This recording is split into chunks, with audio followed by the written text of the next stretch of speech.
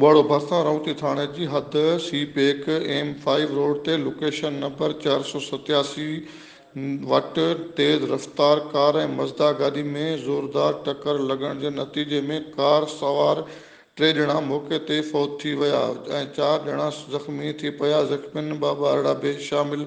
अहिड़े हादसे जे इतिलाउ ते रौती पुलिस ऐं 1122 रेस्क्यू जूं टीमूं ऐं मोटरवे पुलिस वाक़े वारे हंधि पहुची वाह करे ज़ख़्मियुनि खे रहीमयार ख़ान इस्पताल ॾांहुं मुंतक़िल कयो वियो आहे, जिते ज़ख़्मियुनि खे तबी इमदाद ॾिनी वेंदी।